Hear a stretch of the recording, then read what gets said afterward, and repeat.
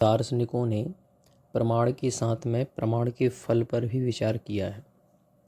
अगर अन्य दर्शनों की अपेक्षा से देखें तो उन्होंने बहुतायत रूप में प्रमाण का फल ज्ञान कहा है, अथवा एक परिभाषा भी हम देख सकते हैं, प्रमा का करण जो है उसे प्रमाण कहा है। तो प्रमा का अर्थ ज्ञान के रूप में लिया जा सकता है। तो अन्य दार्शनिकों ने प्रमाण का फल ज्ञान बतलाया है, और जिन सामग्री इंद्रिय अथवा सन्निकर्ष आदि से उत्पन्न होता है तो वह उसके प्रमाण है, और उस प्रमाण से जो उत्पन्न हुआ है ऐसा ज्ञान उसका फल है। परंतु जैन दार्शनिकों ने प्रमाण ज्ञान को ही माना है, और फिर अब प्रमाण के फल की जब बात आई तो प्रमाण का फल ज्ञान तो नहीं, परंतु उसके ऊपर जो जैन दार्शनिकों ने विचार रखा वो कहा हान, उपादान और उपेक्षा। ये तीन प्रकार का ये जो भाव है यह परंपरा फल है, और साक्षात फल अज्ञान की निवृत्ति जैन दार्शनिकों ने बताया है। तो साक्षात फल देखें तो जिस वस्तु का ज्ञान होता है तत्संबंधी अज्ञान की निवृत्ति साक्षात तुरंत ही होती है। तो इस अपेक्षा से प्रमाण का जो फल है, प्रमाण ज्ञान हुआ, और उस ज्ञान का जो फल है जैन दार्शनिकों के अनुसार वह साक्षात फल हुआ अज्ञान की निवृत्ति हो जाना। और अगर परंपरा फल की बात करें तो वहाँ पर कहा गया हान, उपादान, उपेक्षा। हे उपादेय और उपेक्षा का भाव, यह ये ज्ञान का परंपरागत फल है। परंतु अगर हम इसमें एक विचार करें कि क्या हे, उपादेय और उपेक्षा ये भाव ज्ञान के हो सकते हैं, तो इसमें एक समस्या उपस्थित होगी कि अगर ज्ञान का फल हे और उपादेय का भाव भी माना जाए तो कहीं ना कहीं इसमें राग और द्वेष की उत्पन्नता देखी जाती है।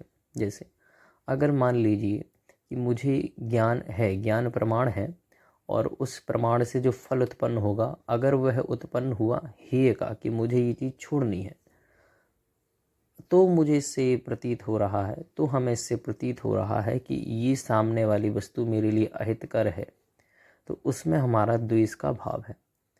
अगर उससे यह भाव उत्पन्न हो रहा है कि उपादेय है, ग्रहण करने योग्य है, तो यह भी अज्ञान का फल, तो फिर ये भी किस प्रकार का, ये उसके प्रति हमारा राग का भाव हुआ।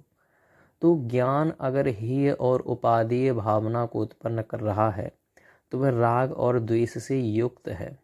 तो ऐसा ये जो फल कहा, ये फल ज्ञान ना होकर के अज्ञान ही है, क्योंकि अज्ञान ही है जो आपको सांसारिक वस्तुओं के प्रति हेय और उपादेय की भावना उत्पन्न कराता है। जब आप वास्तविकता में ज्ञानी होंगे तब संसार की कोई भी वस्तु आपको हेय और उपादेय की, ये मेरे लिए अच्छा है, बुरा है, उत्पन्न नहीं करा सकती।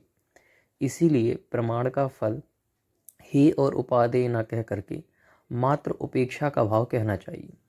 क्योंकि जब हम उपेक्षा के भाव की चर्चा करते हैं तो उपेक्षा तभी होती है जब हमारा सामने वाली वस्तु से कोई प्रयोजन ही नहीं रह जाता, ना राग रूप ना द्वेष रूप। तो जब आपका उससे कोई प्रयोजन ही नहीं है तो उस वस्तु का होना सत्ता मात्र ही है, उससे ना आपका कोई राग है ना आपका कोई द्वेष है, तो ऐसा भाव उपेक्षा का कहलाता है। तो वास्तविकता में ज्ञान का जो फल है वह उपेक्षा भाव होना चाहिए, जिससे राग और द्वेष की निवृत्ति हो। अगर हम उसका फल, ज्ञान का फल, प्रमाण का फल, अगर हम हेय और उपादेय को बताएंगे तो राग द्वेष की वहाँ पर वृत्ति बनी रहेगी। इसलिए हमें ज्ञान जो प्रमाण है उस ज्ञान अथवा प्रमाण का जो फल है उसे हेय और उपादेय ना कह करके बल्कि उपेक्षा का भाव कहना चाहिए, जो हमारी स्वाभाविक स्थिति को, अनेकांतता को, मध्यस्थता को बरकरार जारी रख सकता है। क्योंकि ज्ञान का फल भी जैन आचार्यों ने अज्ञान की निवृत्ति साक्षात फल बताया है, और अगर वह ज्ञान का जो फल है अज्ञान की निवृत्ति कर रहा है, और अगर हम अभी भी हेय और उपादेय में लगे हुए हैं तो फिर अभी अज्ञान की निवृत्ति नहीं हुई है, क्योंकि अज्ञान की निवृत्ति होने के पश्चात मात्र उपेक्षा का ही भाव रह जाता है।